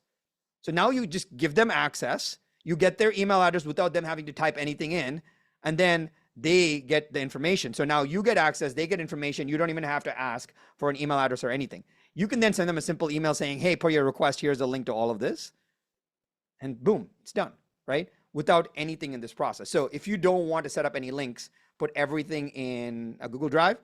And literally, if you just did this, this was the first way I actually got leads because I didn't know how else to set up pages, etc. And I just got leads because people are just requesting information, right? Super easy to do. Cool. Hey, last but not least, this is my last session. I have 3 emails for you. 3 emails that I'm going to give you that you should use in the near future. I would keep rotating this. I'd actually send one a month every single month, right? Super easy. The 3 emails that are working right now. All right, first one. This is called the ZMOT email. This is a ZMOT email is a 0 moment of truth. And you want to give people a chance and the curiosity into the truth. And that's how all of this works. So the email goes like this, subject line, no brainer. James, I just got a text from a client that says, how much equity did we gain in our home in the last 12 months? I'm setting aside a few hours this week to put together home equity reports for our clients. Here's the important part. Just like now the client's like, what the heck is equity? Hey, just to clarify, equity is your home value minus any mortgages that you have. And then you say that, then what they're thinking is, well, I can get that on Zillow. Then you say, hey, or realtor.ca.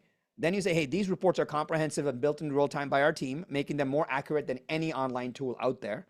If you like a custom report, just shoot me a reply. ZMOT stands for 0 moment of truth. It's just a name that I gave it, so you don't have to remember that. But if you send this, you will get hand raises over and over and over again, right? So it's super, super helpful. This is email number 1. If you think you'll use this, give me an E1 in the chat. E1, if you think you may use something like this, E1 for email number 1. All right, so some of you like it, which is good. Awesome. Let me give you email number 2. This is the easiest email to send right now, which will generate a lot of activity for you. So super simple. So subject line, price drops in whatever city you're in, right? And you say, hey, James, the reason I'm reaching out is because I was analyzing all the current homes for sale in Laguna, and I think 7 of them are going to have a price reduction in the next 2 weeks. Do you want to chat about it for 2 minutes today or tomorrow? Right? You're not giving them what the homes are, how many of them, nothing. You just put all your buyers in BCC, and you can send it to all of them if you want. You can send it one by one if you want. It doesn't matter. You just need to have a sense of how you're going to have that conversation, because you're trying to get a reply to start a conversation, because all conversion happens in conversation. Sorry, did I have a little cold? Sorry. Excuse me. Thank you. Did I have like a booger hanging out of my nose? That was just so funny. Thank you, Chris, for not telling me. He's human. He is human. It's awesome. I'm going to Boston today, and I heard it's like 22 degrees in Boston from 81 degrees in Laguna. So I'm like, what the heck? So thank you guys for allowing me to work my booger during this call. All right, here we go. Last one. Last slide for you. This is where you know that I am, this is where real, right? Work hard, be kind. Last email. By the way, all of you and your team should consider sending something like this. The subject line is really simple: 4 homes in Laguna Beach. And it says, hey, James, I just made a short list of 4 homes that every Laguna Beach home buyer must see. In fact, 3 of them have an open house this weekend. Shoot me a reply if you'd like the details. Did you see what I did, right? I said, this is what all Laguna Beach home buyers must see. 3 of them may have an open house this weekend. Shoot me a reply if you'd like the details. Now you're generating a conversation, because all conversion happens in conversation. So these 3 emails are easy enough to do. If you like the third one, give me an E3 in the chat. Give me an E3 in the chat if you like the third one. Okay, awesome. So this is super helpful. All right, we talked about these 9 things. Last 3 were proof over promise, the Andrew Dwayne video, and actually like not telling people what you actually do, doing the Google Drive virtual open house, and of course the email conversion trifecta. These are your 9 big ideas for 2025. Here's what I want to do before we get some expert feedback from the group. I'm going to show you this slide, and I know this doesn't look great, but can you, as Chris Spiker said, can you comment the number on the thing that you're committed to trying? Just say, hey, you know what? I'm committed to trying number 2. I'm committed to trying number 1. Comment the thing that you're committed to trying. Cool. Got a lot of 3s, a lot of 1s. So good tide risers. A lot of 3s, a lot of 1s. 1, 3, and 5. Good. 1, 3, and 5. Awesome. A lot of 3s, a lot of 1s. 1 and 5, 1 and 3. Hey, a lot of you guys are gonna do a deal of the week. I'll get you the AI for it. 3s, 8s, 3s, 3s, 3s. A lot of 3s. This is awesome. 1, 4, and 7. Cool. A lot of proof over promise. Thank you guys. This is good. Let me get off this chat. Team, recapping all of this, we talked about proof over promise. Andrea's video was really good. We talked about the virtual open house funnel, which was the Google Drive version with no technology. And then we talked about the 3 emails. Anything comes to mind for you guys as we talk about those 3? Drew, I'll start with you, and then we'll go to Chris, maybe. I think the one thing about all the videos you showed, there was not one of them where it was super rehearsed, where it was super polished, where it looked amazing. So I see everybody putting these in the chat. Take one of these. You're drinking from fire hose. Take one of them, execute it, stand in front of your camera with your phone, and just don't be afraid. Say it over and over and over and over and over again. You know, when I was in grad school, we used to say lines thousands of times before you're comfortable to do them in front of an audience. You just do it over and over again. And if you fail, you can be human. It's okay. You can be, wait, what's the word? Real, right? It's okay. Just do it over and over again. People want to see the real you, just authentic. That's what I take from it, Sharon. You got it, man. Awesome. Chris, Michael, Jimmy, anything bring us home? Yeah, I love the proof over promise piece. You know, I think that so many agents go in and will plop down a listing presentation or talk to a buyer about what they're doing. But if you can actually showcase it, and the proof over promise goes a really long way, especially now, to differentiate yourself, because, you know, at the end of the day, not a lot of people are going to do it. So if, you know, like Drew said, right, do the thing. And if you do the thing, you're going to win. So good. Awesome. Jimmy. Yeah, I would just say, Sharon, nobody's bringing more value to the real estate industry than you right now. And so just thank you for this. I mean, this literally was a masterclass that if people just execute on this, they're going to have their best year. One question I had, if you don't mind, is the deal of the week generator that you put up, you know, is that just a chat GPT? Is it like is it something that is searchable in there that we could find? Or is this like a GPT or something? It's a custom GPT. It's a private link. So I'll put that in the, I'll get that to everybody that register for the call. Yeah, it's killer. It's killer. Yeah. So literally I'll send you the private link. You click it, it automatically adds it to your chat GPT panel, and then you can just use it as long as you want, which is cool. Hey, let's do this. Guys, do me a favor in the chat. Could you just can you give me like a 5, just as a 5 as a thank you for all our panelists being on? And the one thing that I want to do is, you know, I would love for us to get a little bit of traction from this whole, maybe a picture or something, and for you guys to remember. So why don't you do this? Can you all take a picture? Because that way you'll have both the memory of our 9 ideas, and you'll have a picture of us. And can you just tag me, tag Michael, tag Jimmy, tag Chris, tag Drew, Dusty, Amy, whoever you have seen on the call, tag them, because then we become more algorithm friends. And so I see more of you, Michael, and Michael sees more of me, because sometimes, you know, I have to engage with this post to see his stuff. So please take a picture, give you 10 seconds. Yeah, I like love doing the picture thing, because see if I can protect that you can't see the booger anymore. So, all right. Hey, appreciate you all so much. Thank you for being with us. Hopefully this was a fun thing for all of us to do. We went over a little bit, but super fun to have this format. So Chris, Drew, Jimmy, Michael, thank you so much for supporting us with this process, and congrats to you guys for all your success on the team, but more importantly, being great partners with us at Real. So appreciate you guys so much. Thank you. All right, Drew, I'll turn it over to you, and we'll close it out, my friend. Hey guys, thank you for being here. So we're going to put all of this inside of Real Academy. Everything Sharon just did will be inside of Real Academy. Like he said before, take one thing, and just execute it. It doesn't have to be perfect. You know, you're going to fall a couple times, get up, do it again. And that will help you be successful in 2025.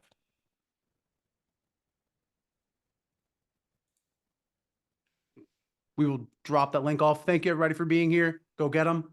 We appreciate all of you. Bye-bye. Bye. See you guys. Hey, thanks, guys. Talk soon. Bye.